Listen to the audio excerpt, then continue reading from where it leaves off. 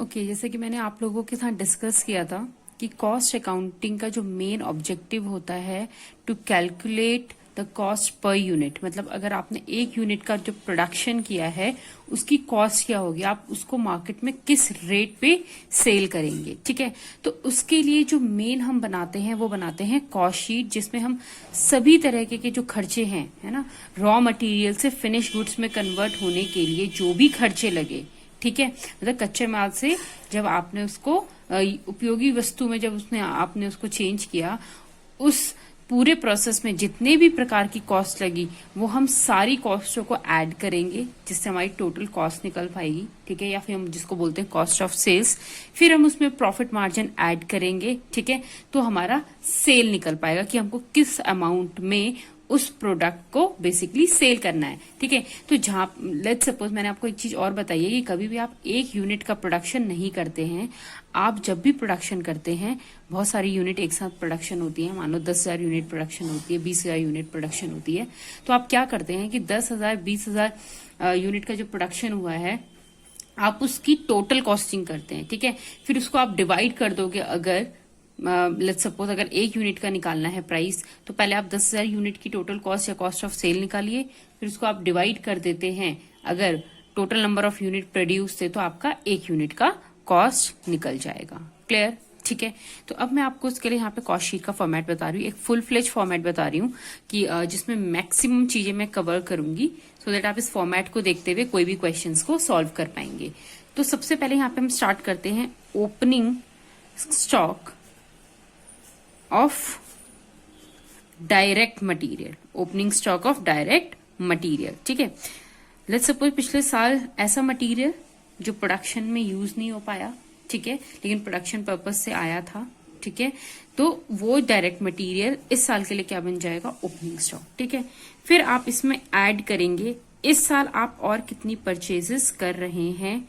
ठीक है, किसके लिए, फिनिश गुड्स बनाने के लिए। ठीक है, उपयोगी वस्तु बनाने के लिए आप कितना कच्चा माल प्रयोग कर रहे हैं और आप इतने इस साल कितना परचेज किया है, तो परचेज ऑफ मटेरियल यहाँ आएगा। ठीक है, नेक्स्ट है, फिर इसमें आप ऐड करेंगे उस मटेरियल को, ठीक है, लेके आने के लिए जो खर्चा लगेगा वो भी यहीं पे ऐड होगा। ठीक है, जैसे कैरेज इनवर्ड। ठीक है, कैरेज इनवर्ड क्या होता है, आप जो मटेरियल परचेज करके लेके आ रहे हैं किसी भी व्हीकल के थ्रू, ठीक है, किसी भी गाड़ी के थ्रू, तो उसमें जब आप पे करते हैं दैट इज कैरेज इनवर्ड। ठीक है, तो इसमें और अगर ज्यादा से ज्यादा एक चीज और आ सकती है, डिपेंड करता है कि अगर वो जो आपका कच्चा माल है वो शिप के थ्रू आ रहा है, तो वहां पे आप जो पे करोगे वो आप पे करोगे ऑक्टोराई एंड कस्टम ड्यूटी। ठीक है, तो ये चीजें ऐड हो जाएंगी क्योंकि ये परचेज से रिलेटेड खर्चा है, तो इसमें हम ये सारी चीजें ऐड करेंगे। फिर आपका लेस हो जाएगा closing stock of direct raw material.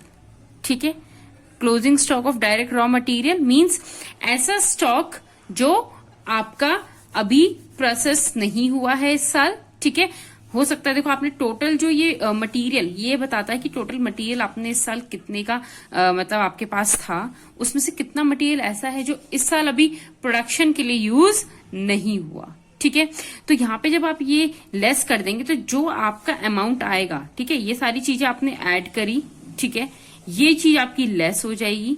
ठीक है, तो जो भी आपका अमाउंट आएगा, ठीक है, इसको हम बोलेंगे cost of raw material consumed, मतलब कितने का ऐसा रॉ मटेरियल है, डायरेक्ट रॉ मटेरियल है जो आपने प्रोडक्शन में यूज किया, कितनी कॉस्ट का डायरेक्ट मटेरियल। ठीक है, अब इसमें आप ऐड कर लेंगे डायरेक्ट वेजेस, जिसको हम डायरेक्ट वेजेस या डायरेक्ट लेबर भी कहेंगे। और मैंने आपको इस सब चीज का डिफरेंस मैंने डिस्कस भी किया ऑनलाइन जब मैंने क्लास ली कि डायरेक्ट लेबर क्या होता है या फिर इनडायरेक्ट लेबर क्या होता है।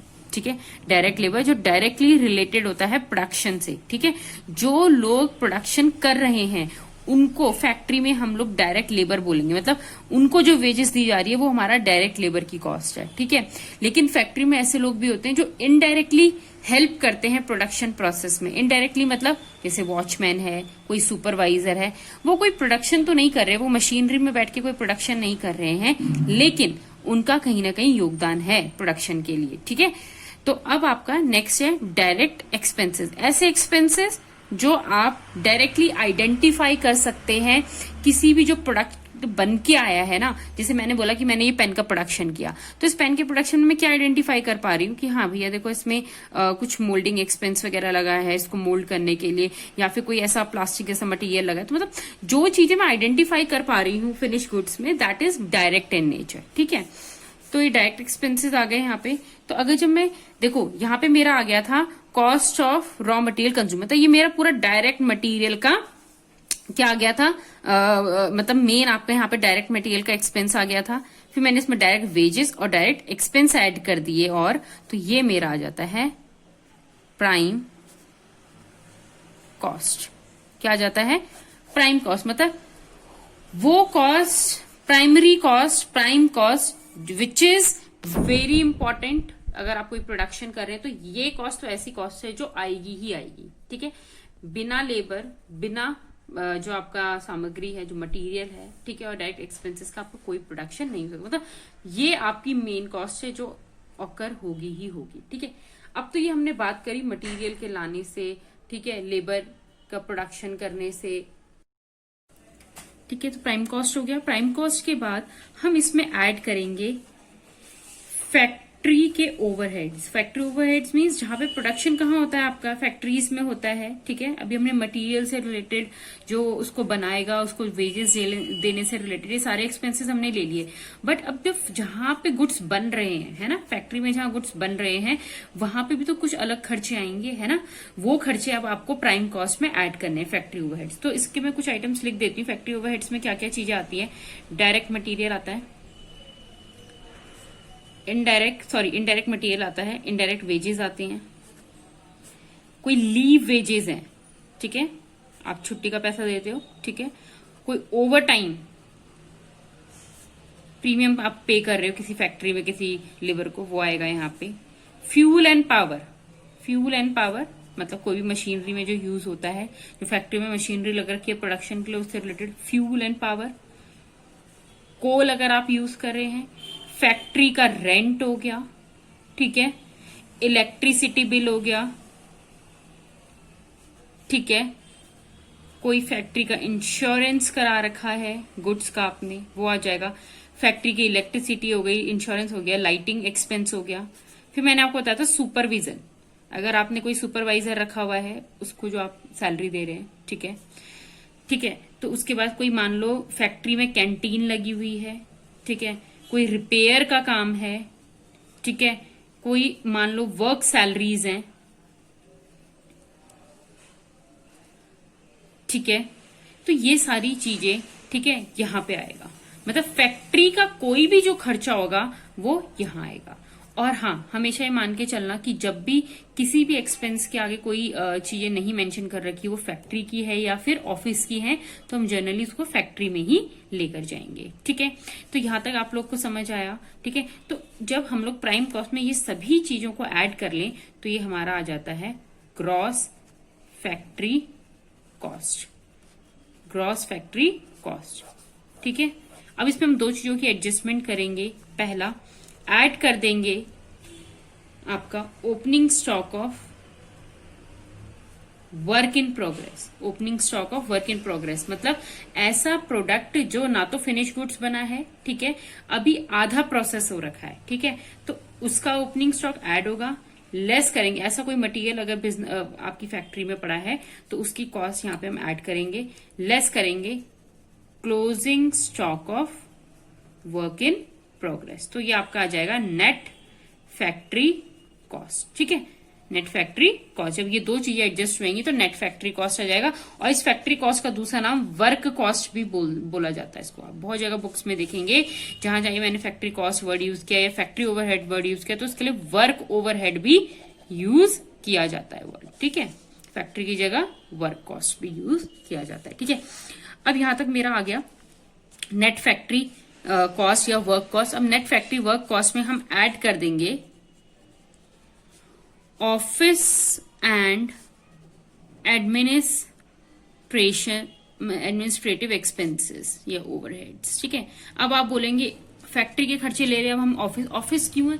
देखो क्या होता है, जो आपका प्रोडक्शन होता है वो तो फैक्ट्री में होता है, लेकिन उस प्रोडक्ट जो एक बार बन गया है, उसके बाद फैक्ट्री में बन गया है, उसके बाद फर्दर उसको आप ये कह लो प्रोसेस करने के लिए, मतलब उसको सेल के लायक बनाने के लिए हमने जगह जगह ऑफिस खोले होते हैं, डिस्ट्रीब्यूशन ऑफिस खोले होते हैं, उसको फर्दर डिस्ट्रीब्यूट करने के लिए हमने जगह जगह पे ऑफिस बनाए होते हैं। ठीक है, फैक्ट्री तो एक होती है, बट उससे रिलेटेड उस फैक्ट्री का जो प्रोडक्ट है वो 10 जगह 10 ऑफिस में हम ट्रांसफर करते हैं। सो ऑफिस एंड एडमिनिस्ट्रेशन के खर्चे यहां लेंगे हम लोग। ठीक है, तो ऑफिस की सैलरी यहीं आएगा। देखो इसमें क्या क्या आइटम्स आ जाएंगे, ऑफिस की सैलरी हो गया, ऑफिस में कौन बैठता है, डायरेक्टर बैठता है, तो डायरेक्टर का फी हो गया। ठीक है, ऑफिस का रेंट हो गया। ठीक है, ऑफिस का अगर इलेक्ट्रिसिटी बिल है तो यहाँ आएगा, अगर फैक्ट्री का है तो वो फैक्ट्री ओवरहेड के अंडर जाएगा। ठीक है, तो यहाँ का इसका इलेक्ट्रिसिटी हो गया। ठीक है, या फिर आप ये कह लीजिए ऑफिस का अगर कोई स्टेशनरी या प्रिंटिंग है, ठीक है, स्टेशनरी एंड प्रिंटिंग, ये सारा काम ऑफिस के अंडर ही होता है, प्रिंटिंग वगैरह का काम तो यहीं आएगा। ठीक है, और भी कोई ऑफिस से रिलेटेड एक्सपेंस है तो यहाँ आएंगे। अगर देखो डेप्रीसिएशन दे रखा है, ठीक है, एंड रिपेयर दे रखा है किसका, ऑफिस इक्विपमेंट का, तो वो इधर आएगा। वर्ड मेंशन होगा क्वेश्चन में आपको कि ऑफिस इक्विपमेंट में डेप्रिसिएशन लग रहा है या रिपेयर किसका हो रहा है। अगर सिर्फ डेप्रिसिएशन एंड रिपेयर लिखा है और आगे कुछ ऑफिस वगैरह मेंशन नहीं है तो हम उसको मानेंगे वो फैक्ट्री का खर्चा है। ठीक है, क्योंकि मशीनरी फैक्ट्रीज में भी लगी होंगी, ऑफिस में भी लगी होंगी, तो डेप्रिसिएशन का खर्चा फैक्ट्री में भी आता है और यहाँ पे भी। लेकिन जब भी ऑफिस का कोई खर्चा होगा तो वहां पे स्पेसिफिकली चीजें मेंशन होंगी क्वेश्चन में। ठीक है, तो ऑफिस की लाइटिंग का खर्चा भी हम यही ले लेंगे। ठीक है, उसके बाद अगर कोई आपका लेट्स सपोज स्टेब्लिशमेंट चार्जेस हैं, ठीक है, स्टेब्लिशमेंट चार्जेस आपके कहाँ होते हैं, जनरली आपके ऑफिस के ही होते हैं। ठीक है, फिर कोई डायरेक्टर है वो ट्रेवल कर रहा है, उसको आपने कोई ट्रेवलिंग का खर्चा दिया है, तो डायरेक्टर ऑफिस में होता है तो उसका ट्रेवलिंग एक्सपेंस भी इधर आएगा। ठीक है, कोई पोस्टेज वगैरह चीजें कर रहे हैं, हम पोस्ट कर रहे हैं, उसका कोई लीगल चार्जेस है वो इधर आएंगे। ठीक है, कोई ऑडिट फी समझते हो, बुक्स को जो हमारी अकाउंटिंग बुक्स है, ठीक है, ऑफिस में मटेरियल आएगा उसकी कहीं ना कहीं अकाउंटिंग हो रही होगी, तो उस बुक्स की जब आप चेकिंग करते हैं, ठीक है, सीए को बुलाते हैं, वो चेक करता है तो वो ऑडिट फी ले जाता है। ठीक है, तो ऑफिस में जनरली ऑडिट फी लगती है। तो जब हमने नेट फैक्ट्री कॉस्ट में ये सारी चीजें, मतलब ऑफिस एंड एडमिनिस्ट्रेशन के अंदर जो भी चीजें आती हैं, हम सब जब ऑफिस एंड एडमिनिस्ट्रेशन का खर्चा उसमें ऐड कर देंगे तो हमारे पास आ जाएगा कॉस्ट ऑफ प्रोडक्शन, मतलब प्रॉपर प्रोडक्शन करने की कॉस्ट आ जाएगी मेरे पास। ठीक है, प्रॉपर गुड्स प्रोडक्शन की कॉस्ट आ जाएगी। फिर इसमें मैं ऐड करूंगी, मतलब यहाँ पे एडजस्टमेंट करूंगी opening stock of finish goods. ठीक है, ऐसा गुड्स जो उपयोगी वस्तु में कन्वर्ट हो चुका है उसका ओपनिंग स्टॉक ऐड होगा, लेस हो जाएगा उसका closing stock of finish goods. ठीक है, ये भी क्वेश्चन में मेंशन होगा, आप कॉस्ट ऑफ प्रोडक्शन के बाद उसको ऐड करेंगे तो यहां पे आपका आ जाएगा कॉस्ट ऑफ गुड सोल्ड, जो गुड्स आप बेचने वाले हो उसकी कॉस्ट। ठीक है, अब जो बेचने वाले गुड्स हैं, है ना, उसकी कॉस्ट में कुछ कॉस्ट और ऐड होंगी जिसको हम बोलेंगे सेलिंग एंड डिस्ट्रीब्यूशन एक्सपेंस। ठीक है, सेलिंग एंड डिस्ट्रीब्यूशन एक्सपेंस मतलब सेल्स करने के लिए गुड्स को, जब देखो यहाँ पे कॉस्ट आ गई गुड्स को सोल्ड करने वाली, अब उसमें और जो उसको फर्दर सेल करने के लिए हमको एडवर्टाइजमेंट करनी पड़ती है, तो एडवर्टाइजमेंट का खर्चा हो गया। ठीक है, शोरूम्स बनाने पड़ते हैं अपने गुड्स को सेल करने के लिए, तो शोरूम का एक्सपेंस हो गया। ठीक है, सेल्समैन जो हमने रखा है तो उसकी सैलरी कहाँ आएगी, सेलिंग एंड डिस्ट्रीब्यूशन का पार्ट है। कोई पैकेजिंग हुई है, ठीक है, पैकिंग हुई है तो वो भी इधर आएगा। कैरेज आउटवर्ड मीन्स गुड्स को सेल के पर्पज से बाहर ले जाने के लिए जो खर्चा हम लोग कर रहे हैं, दैट इज कैरेज आउटवर्ड, वो भी यहीं आएगा। कोई कमीशन दे रहे हैं, ठीक है, सेल एजेंट को, वो भी यहीं आएगा। ठीक है, तो आपकी मैक्सिमम जो सेल से रिलेटेड, अब कोई बैड डेट्स है, बैड डेट्स मतलब जब आप गुड सेल करते हो तो आपके डेटर्स बनते हैं, वो पैसा ना दे तो आपके क्या बन जाते हैं, बैड डेट्स हो गए। ठीक है, तो बैड डेट्स इधर आएगा। ठीक है, तो बहुत सारे मतलब जो भी अब सेलिंग प्रमोशन है, सेलिंग प्रमोशन का खर्चा इधर आएगा। ठीक है। तो जब हम लोग कॉस्ट ऑफ गुड्स सोल्ड में सेलिंग एंड डिस्ट्रीब्यूशन ऐड कर देंगे तो मेरा आ जाएगा कॉस्ट ऑफ सेल, मतलब सेल करने की कॉस्ट। इसमें मैं ऐड कर दूंगी प्रॉफिट मार्जिन। क्या ऐड कर दूंगी? Profit margin. तो मेरा आ जाएगा सेल। मतलब इस अमाउंट में तो मुझे अपने गुड्स को सेल करना होगा। और ये जो सेल आया है, जो जितनी यूनिट्स बनी है, टोटल का सेल अमाउंट आया है, ठीक है। तो अगर मुझे एक यूनिट का निकालना है तो मैं इस सेल को, है ना, अगर मुझे निकालना है, यहीं पे मैं आपको बताती हूँ, अगर आपको कॉस्ट पर यूनिट निकालना है फिर, है ना, तो जो भी आपका टोटल सेल अमाउंट आया है ना, ये टोटल सेल अमाउंट जितनी गुड्स बने हैं उसका आया है, ठीक है। उसमें आप डिवाइड कर दोगे टोटल यूनिट प्रोड्यूस, ठीक है, टोटल यूनिट प्रोड्यूस। तो मेरा एक यूनिट कॉस्ट पर यूनिट, एक यूनिट की कॉस्ट आ जाएगी, ठीक है। तो टोटल सेल अमाउंट में मैं डिवाइड कर दूंगी टोटल आपका यूनिट प्रोड्यूस को, ठीक है। तो ये आपकी कंप्लीट कॉस्ट शीट हो गई। इससे रिलेटेड मैं आपको क्वेश्चन देखती हूँ तो आप रिलेट कर पाओगे, ठीक है। तो मैं आपको इससे रिलेटेड एक full fledge question, solve question भेजूंगी so that you can relate कि कैसे फॉर्मेट को यूज किया जाता है, ठीक है, फॉर कंप्यूटिंग सेल्स और to compute the cost per unit.